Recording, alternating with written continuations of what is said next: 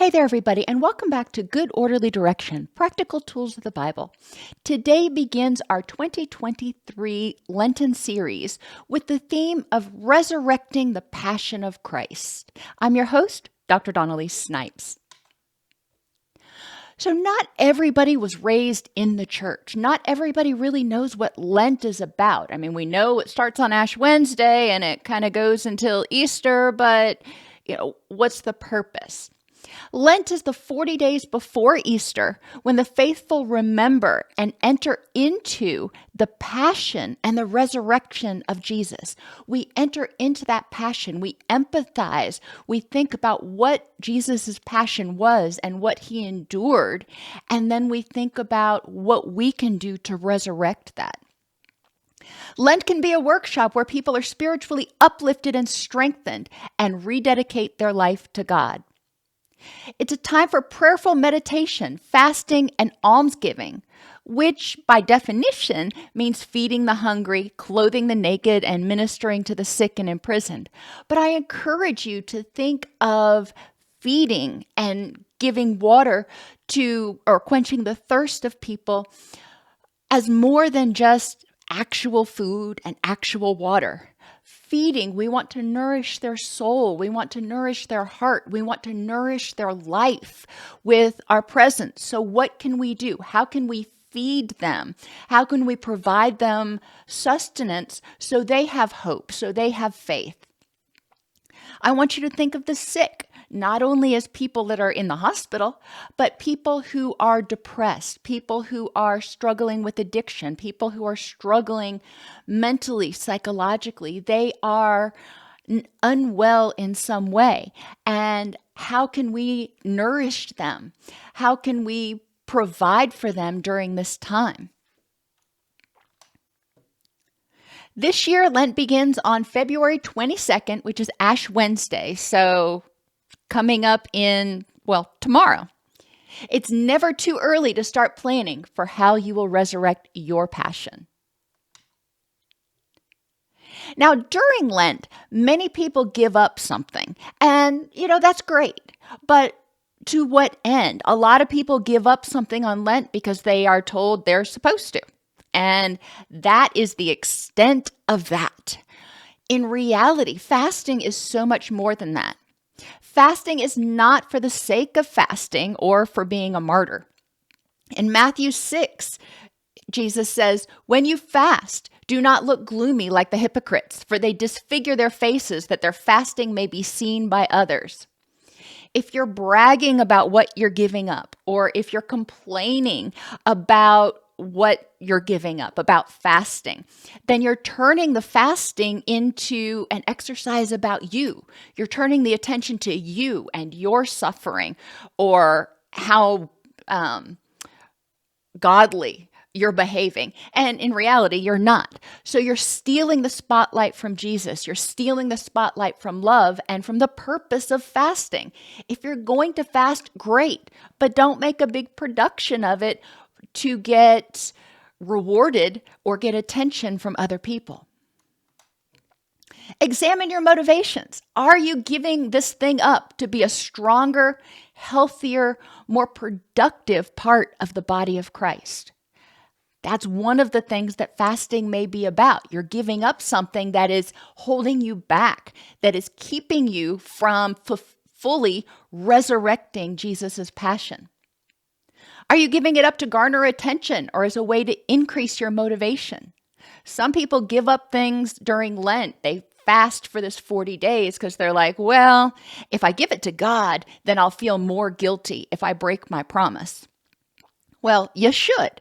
In Leviticus 27, it says, "But nothing that a person devotes to the Lord may be sold or redeemed. Everything so devoted is most holy to the Lord. There are no takebacks." So if you're going to give something to God, if you say, "I'm giving this up for you," then you're not getting it back. So you really need to think about what you're giving up for Lent before you offer it to God. Because, it's not, think about how you would feel if somebody says, "I'm going to give this up for you," and then 40 days later they come back to you, they're like, "Yeah, no, I think I want it back now." Or forget about it. That's more important to me than you are. Ouch. Fasting. I said fasting can help you become a more productive member of the body of Christ, and that is true. It's also designed to help people reflect on how Jesus resisted temptation by the devil. The devil said, hey, you're hungry. You can make bread. Why don't you just make yourself some bread? And Jesus said, no, I am not supposed to use my gifts, use my power to satisfy my own cravings, to satisfy my own hunger. So anyway, you can go back and read about how Jesus was tempted by the devil, but it's important that we reflect on that. I mean, he was really hungry and he really probably wanted food, but he said, you know what? This is not the prudent time for me to be eating. I am supposed to be enduring this trial. Fasting also helps you experience just a tiny glimpse of the suffering of others and why it is godly to feed the hungry, clothe the naked, and minister to the sick. When you are fasting for this 40 days, you may start at the beginning and say, okay, God, I'm not telling you I'm giving this up forever. I am going to give it up for 40 days so I can experience this. And if you start out like that, then, it's not like takebacks.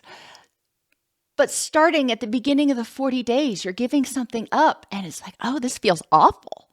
But I can escape it where others cannot. At the end of 40 days, I can go back to living the life that I want, if I want. But other people can't. Other people go to bed hungry. Other people go to bed depressed, anxious, scared. I don't have to. And how awesome is that? What am I willing to give of myself to show the compassion of Christ and help relieve that suffering of others? When you lay down your head at night and you know that you can go to sleep because your belly's full and you're in a safe place, what a gift that is. What are you willing to do for the others that are in the body of Christ to help them have that same blessing? So I challenge you, at the end of each of these videos during Lent, I am going to challenge you to reflect on something. In this video, instead of giving up something, instead of thinking of fasting like giving up something that you like or that you want, how can you rededicate that money, time, or energy to enhancing the body of Christ? In treatment, a lot of times we talk about instead of thinking about getting rid of anxiety or depression or addiction, tell me what you're going to get. What are you going to get instead? What are you moving toward? So if you're just going to do what people typically think of when fasting and you're giving up food, okay. If you are giving up those meals, then you're giving up the food itself, and that food could go to people who are hungrier. You're giving up time that you normally would spend preparing that food. So what can you do with that time now that you're not in the kitchen for an hour? What can you do with that time to enhance the body of Christ? You're also potentially giving up mealtime. And mealtime is when a lot of us reflect and bond with our family and all that kind of stuff.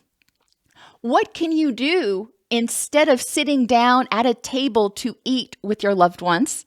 What can you do during mealtime with that time, not only to enhance the body of Christ outside of your home, but also inside of your home? So said a different way, what can you do besides eating together? If you're giving up alcohol, obviously the people who are suffering probably don't need alcohol, but alcohol is expensive. So what can you do with that? What can you do with the time that you'll have on your hands that you would have been drunk that you're now sober? Television and video games, if you're giving those up, those are things that just kind of eat up our time. So that can free up a lot of time that you normally would just be frittering away. So how can you use that time more productively? And my hope is at the end, you'll realize that, hey, maybe I was watching too much TV. Maybe I don't need to watch 4 hours a night. I can get by with 1 hour a night, or maybe even none, but that may not be in the cards. So I want you to reflect on how you can better use your energy as a result of fasting, and better use your resources that are freed up as a result of fasting to enhance the body of Christ.